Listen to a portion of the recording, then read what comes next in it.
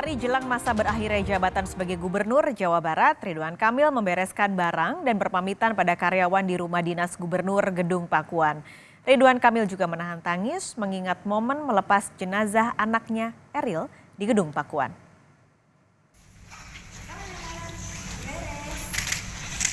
Ridwan Kamil beserta istrinya Atalia berkeliling di rumah dinas Gubernur Gedung Pakuan, Bandung, Jawa Barat sehari jelang berakhirnya masa tugas sebagai gubernur pada 5 September besok. Mereka memeriksa satu persatu ruangan, kamar, serta lemari apakah masih ada barang yang tertinggal atau tidak. Ridwan dan Atalia juga berpamitan kepada karyawan yang bertugas di Gedung Pakuan yang ditinggalinya selama 5 tahun ini.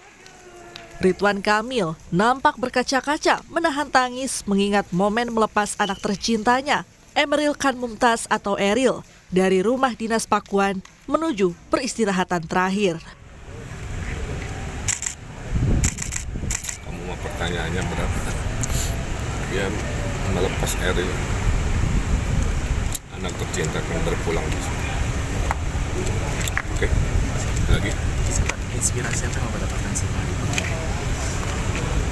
Ya ini kehormatan itu aja. Jadi selama kehormatan itu hadir di gedung ini, kita harus aman.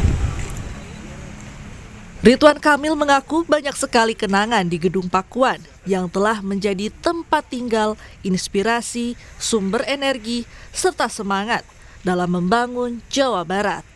Tim Liputan, Kompas TV Bandung, Jawa Barat.